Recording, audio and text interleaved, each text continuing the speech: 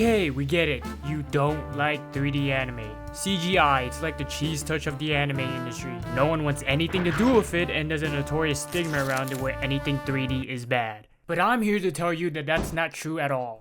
Yeah, there are a few bad ones like X-Arm and Gyo in Berserk 2016 and Kamikatsu and what the fuck is that? Okay, maybe there are a lot of horrendous looking CG out there, but you know what they say?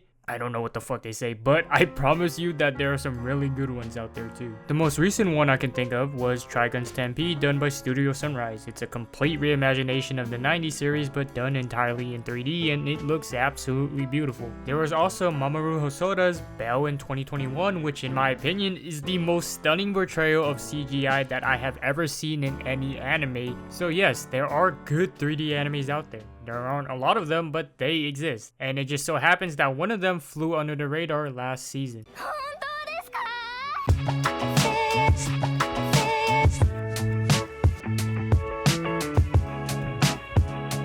Girls Band Cry. It's a 3D anime done by Toei Animation, so that should already tell you that they were about to deliver some fucking heat. Because within the first 2 seconds of episode 1, there was already one thing that put this above most CG anime. The way that they do the faces. 3D anime is unfortunately known for having very ugly, stiff, and rigid models, especially in the facial compartments. And a big reason as to why there's so much negative stigma around them is because most of these designs are bland and lifeless. They look like they belong in a photosynthesis presentation I made in 4th grade. Faces are very important for communicating not just in real life but in fictional media too. And this is especially true for anime because voice acting is another layer of communication that is supposed to work together with facial animations to tell the audience what the characters are feeling. Let's just take a look at someone like Inori from Guilty Crown. She's someone who doesn't have a lot of expression because that's part of her character as a kudere. And from the audience's point of view, it's kind of hard to tell what she's thinking because there's that lack of communication between her own emotions and what's being expressed to us through her dialogue and her facial expression. But there are also plenty of moments where Inori has her emotions on full display. And in every single one of those scenes, they both have amazing voice acting and facial animations that combat that kudere persona to make sure her emotions are being understood. And it makes those scenes a lot more meaningful because of that.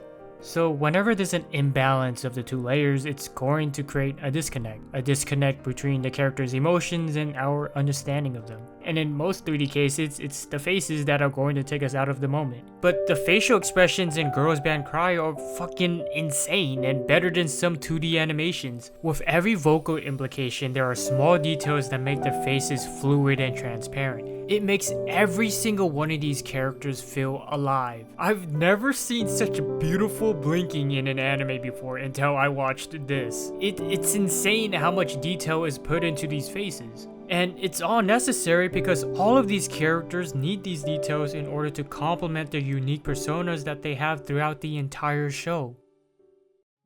The story starts off with a girl named Nina who's dropped out of high school because her classmates are making her life miserable. She then decides to move from the countryside of Kumamoto to the city of Kawasaki to get away from all of it. But of course, she's broke and can't make such a big change by herself, so she makes a deal with her dad that she would study and get into college in Kawasaki as long as her dad covered her living expenses.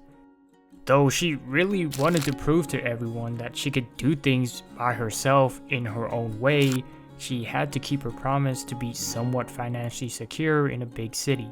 Even though she really had no interest in going to college because her passion was always music, her favorite band being Diamond Dust. And Diamond Dust is a band that has helped Nina live through all the shit she was going through back home, and they're the reason why she found the courage to drop everything and take this journey to begin with. One of the songs that she really liked was Void, a song sung by Momoka, the guitarist of Diamond Dust. And this shit goes fucking hard. Let me put you on real quick. Go to Spotify, type in Tokiari, and listen to this album. If that doesn't convince you to watch the show, I don't know what will. Nina eventually runs into Momoka and finds out she's now a former band member of Diamond Dust and is now trying to quit music entirely.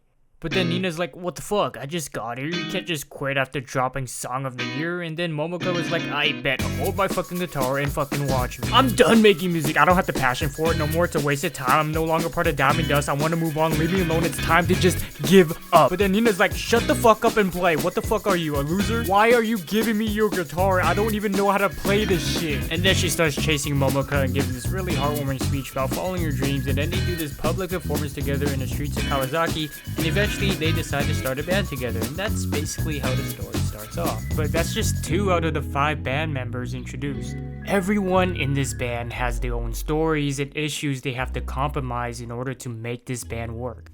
Their drummer is a girl named Subaru. She's someone who's always had a huge aspiration for music but is being forced to become an actor. Her grandma is a big figure in that industry, and so she wants Subaru to follow that same career even though she really just wants to play in a band. And so she has to find a way to balance between the two to make that happen. Their keyboardist, Tomo, is someone who has a lot of experience in the music industry. She's played in a band before and had many opportunities to work with other people in the same field, but she struggles with being a mentor to other people. She finds it hard to balance between giving honest criticism versus attacking and rubbing her expertise in the wrong way. And that's why her previous band disbanded, only leaving Rupa staying by her side. All of these characters have their own personalities and details to them. It's not like it's just Nina taking over the whole show the entire time, and that's what makes this band so entertaining to watch. It's kinda like Konosuba. Every character has their own dynamics of one another, and it creates this very genuine atmosphere for the cast. And you know what else does the same thing? The animated performances in this show, because what the fuck, I've never seen 3D animated performances done in such an authentic way. The way that these moments were animated made it feel like you were the one performing on the stage. All of the visuals, from the camera angles, flashing lights, to the emotions of the voice acting, all of this was packaged to give us this very intense environment, like a whole ass shonen battle sequence straight out of fucking Jujutsu Kaisen. You could have replaced Goku's 1-hour Super Saiyan 3 transformation and this would have hyped you up the same way. The last show that I watched that had animated performances was Zombieland Season 1 way back in 2018.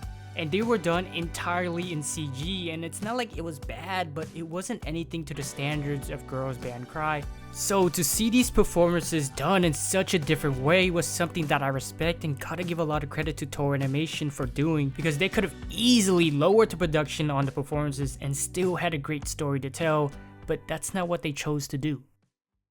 Girls Band Cry is everything I've ever wanted in a music anime. Just like Bocchi the Rock, the characters are the reason why the music component of the show feels so authentic and fun to watch and listen to. Getting to see all these members each having their own set of problems, but still being able to come together to form one single band creates such a beautiful story to tell. And the 3D models, performances, and animations are able to show that in a very refreshing way that I've never seen done before. I'm not a big fan of the music genre. There's probably less than 5 music shows that I can actually remember, but Girls Band Cry is definitely something worth watching. Oh, by the way, they cry a lot in this show. I wish I knew.